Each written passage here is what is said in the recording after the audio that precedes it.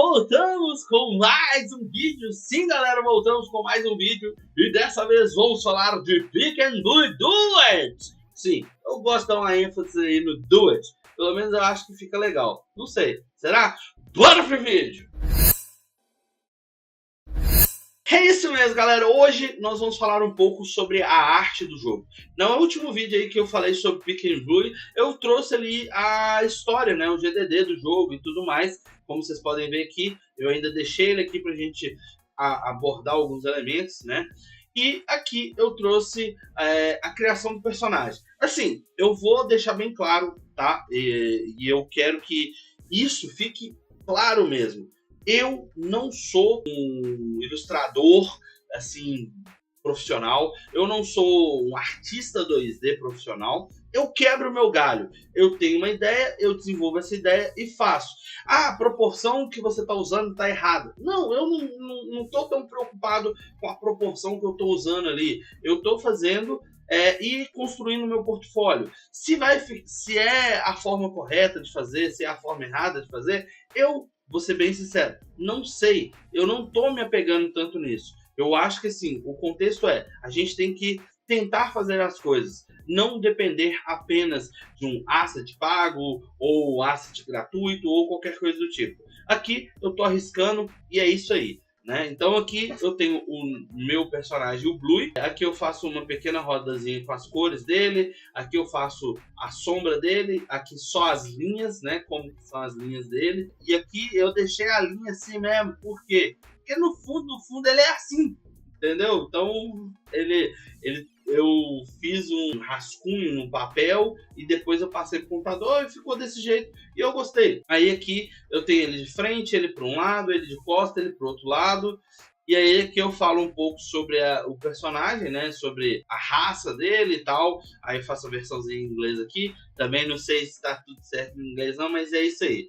Aqui eu tenho a versão do Pink, mais ou menos a mesma proposta.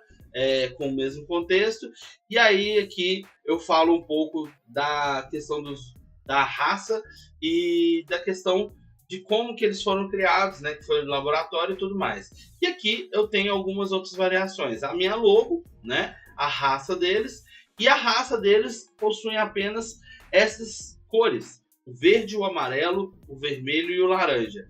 E eles, como eu deixei claro, são ali meio que uma raça especial que ela foi criada geneticamente. Então, por isso eu trago esse contexto aqui. Aí, indo aqui para a tela do jogo, meio que eu criei aqui o contexto de um laboratório, né? Então, aqui, ó, aqui eu tenho um asset com a ideia, né? E aí eu transformei essa aqui nessas coisas aqui, para fazendo um comparativo, desenhando por cima e por aí vai, digamos assim. Fiz a logo, disposição, coloquei os elementos, coloquei algumas coisas, aqui a proporção deles, aqui ó, eu estava criando algumas coisas sobre os elementos que eu vou fazer tipo para coleta, né? Então basicamente é isso. Aqui eu fiz a variação de cores, aqui eu fiz mais ou menos como se fosse a representação da tela com o menuzinho inicial para o celular.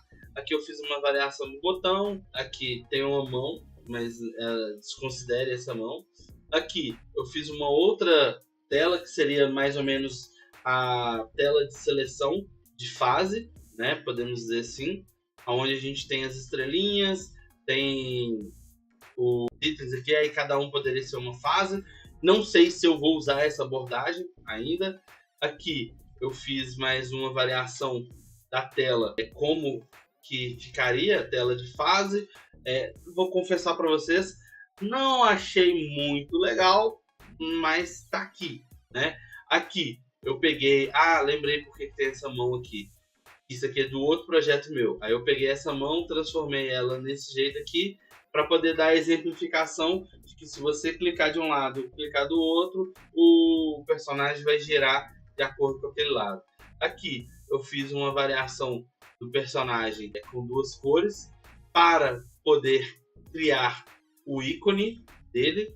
Eu até criei o ícone, deixa eu ver se está aqui, deixa eu ver se aqui estes itens. Temos que está aqui. Não. Então aqui, ó, eu já criei as telas que vão pro banner. Então eu criei o ícone, aqui a tela de seleção, a outra tela, tá vendo? Dentro do celular, então eu já criei aqui. Porque eu já tinha essa base, então eu preciso ir criando as imagens quando solta as partículas, né? Então isso aqui eu já estou montando como que talvez eu vou colocar na loja de aplicativo. Então basicamente eu já vou construindo as imagens tendo esses elementos. Detalhe extremamente importante. Você tem que fazer a arte antes de fazer a mecânica? Não. Você tem que fazer a arte, você tem que fazer a mecânica antes de fazer a arte? Não. Você faz da forma que você se sentir mais confortável. Eu já tentei diversas vezes trabalhar com a proposta de fazer o protótipo primeiro, para ver se validar a ideia e depois criar o jogo, e não foi muito bem. Tipo, a minha cabeça não funcionou muito bem. Normalmente essa ideia de fazer um protótipo vem quando eu pego um projeto com outras pessoas. E aí a gente faz um protótipo, valida, melhora e depois traz a imagem, a arte em si, que vai tomar ali o lugar. Então, assim, não significa que o que eu fiz aqui é a melhor forma de se fazer, ou que o que eu não fiz deveria ter sido feito. Não, a questão é, você, quando estiver criando alguma coisa, seja uma arte, seja programação, seja o que for, você tem que fazer da forma que você se sentir mais confortável, da forma que você conseguir realmente criar. E eu gosto de trabalhar assim. Muitas vezes eu estou fazendo isso aqui do Pick and Blue e de repente eu estou fazendo uma arte de um outro jogo que não é o Pick and Blue.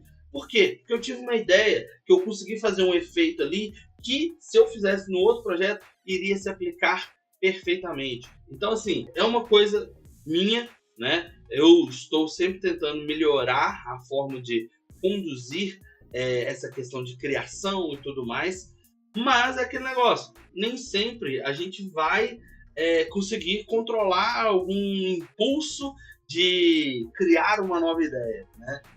Ou desenvolver a tentativa de criar um novo GTA. Mas é assim, pelo menos é do jeito que eu funciono, do jeito que eu acho assim que eu consigo desenvolver as minhas ideias, a minha proposta, né? E aí esse foi o resultado. A gente cria uma arte que aqui eu ainda não subi lá pro Behance, que eu não fiz muita coisa, e por aí vai. Aqui ó, tem o meu Behancezinho, se você não...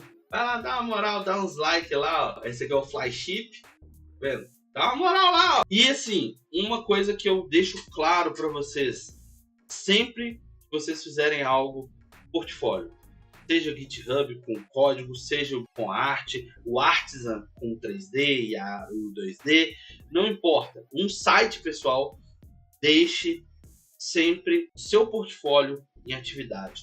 Por quê? Se você estiver procurando algo na área de jogos, eles vão querer olhar isso, portfólio. Eles não querem saber se você começou a desenvolver jogo tem uma semana ou um ano. Eles querem saber se você consegue desenvolver o jogo. E a única forma que eles vão validar isso é com o seu portfólio.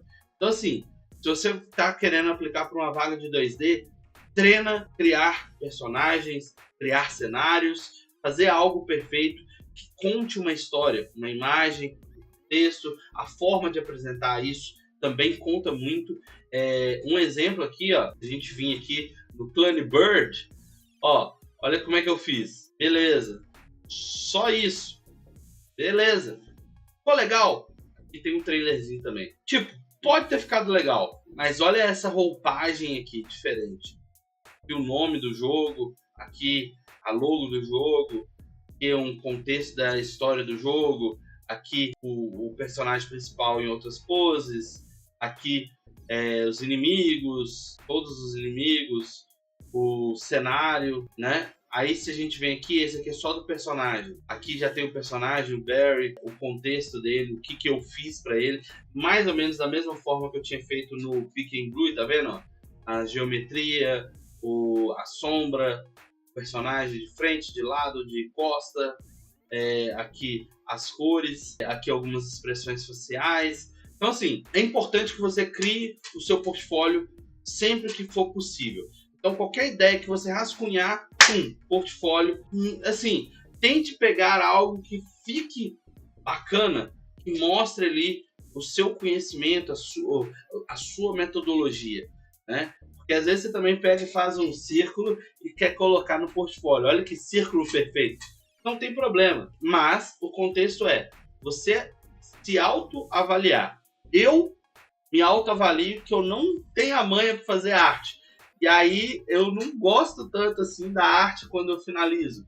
Mas várias pessoas falam que fica legal e tudo mais. Então, assim, eu tenho um senso crítico de mim mesmo que talvez seja exagerado. Mas, assim, olhando assim, talvez o resultado até que não ficou mal, saca? Ficou até um resultado bacana.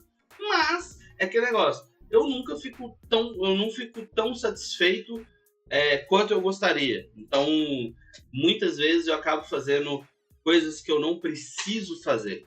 Mas isso aí fica para uma outra conversa, para um outro bate-papo. Ficamos por aqui, espero que você tenha gostado. Se gostou, deixa aquele like, compartilhe o vídeo com os amigos. Nos vemos no próximo vídeo. Tchau!